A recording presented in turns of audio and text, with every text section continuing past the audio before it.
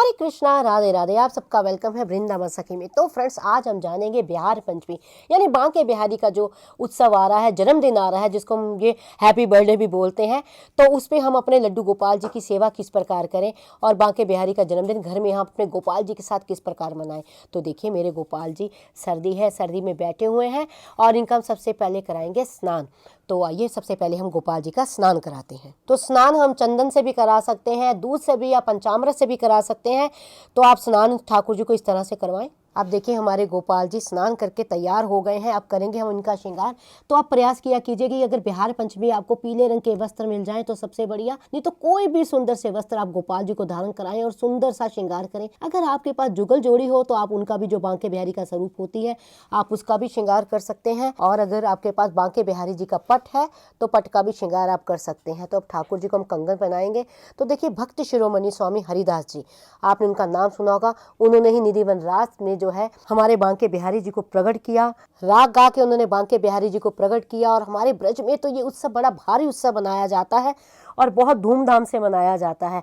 तो देखिए, अब हमने ठाकुर जी को श्रृंगार कर दिया। अब ठाकुर जी को करेंगे इत्र सेवा, क्योंकि आप लोग जानते हैं हमारे प्यारे को इत्र अति प्रिय है। तो इत्र के बिना जो है श्रृंगार संपूर्ण नहीं होता। तो हम ये इत्र ठाकुर जी को लगाएंगे।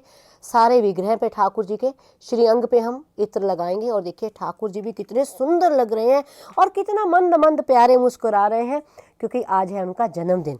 तो जन्मदिन के उत्सव, बांके बिहारी जी के उत्सव पे हम मना, और ठाकुर जी को देंगे हम वंशी। तो क्योंकि बिना वंशी के भी जो हमारे प्यारे का श्रृंगार संपूर्ण नहीं होता, तो अब ठाकुर जी को भेंट में देंगे हम पुष्प। तो जितने सुंदर सुंदर पुष्प आपके यहाँ मिल जाए, अवेलेबल हो जाए, आप ठाकुर जी को दें। सबसे पहले हम देंगे ठाकुर जी को तुलसी, क्योंकि ठाकुर जी को तुलसी अति प्रिय है। अगर हो सके, अगर संभव हो तो आप अपने घर को भी सजा सकते हैं, मंदिर को भी सुंदर सुंदर सजा। जिस प्रकार जन्माष्टमी हम मनाते हैं उसी तरह जो है आपने ठाकुर जी का जन्मदिन आपने मनाना है बांके बिहारी जी का। तो उसके बाद देंगे हम ठाकुर जी को भोग। तो भोग क्या लगाना है? देखिए, जब कहते हैं बांके बिहारी जी प्रकट हुए हैं, श्री जी के साथ प्रकट हुए, तो स्वामी हरिदास जी ने कहा कि मैं आपकी तो सेवा कर लूँगा, पर प्रिया जी की सेवा मैं नहीं कर सकता। तो ठाकुर जी और प्रिया जी एक हो गए। तो नाम पड़ा उनका बांके बिहारी, जिनके दर्शन आप करने जाते हैं वृंदावन में हमारे बांके बिहारी जी के।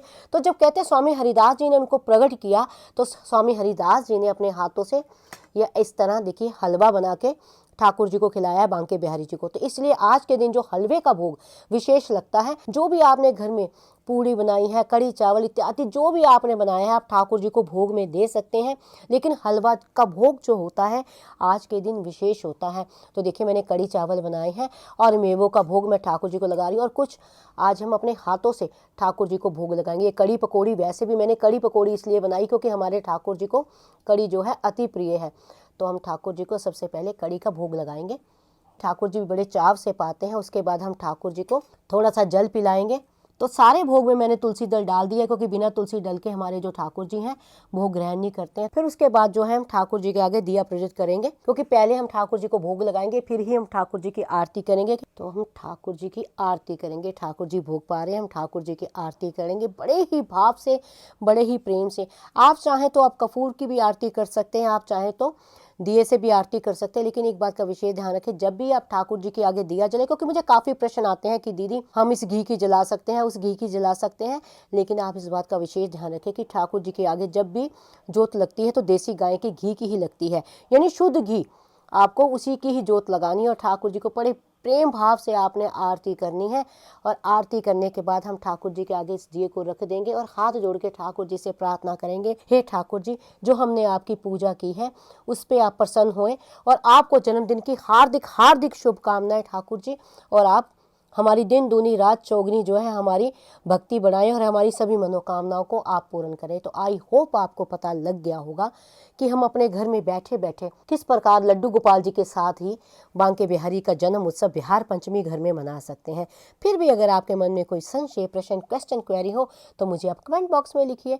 मैं प्रयास करूंगी आपके प्रश्नों का उत्तर देने का। और अगर आपको ये वीडियो अच्छा लगा हो, वीडियो को लाइक, शेयर, सब्सक्राइब करना ना भूलें। हरे कृष्णा, राधे राधे।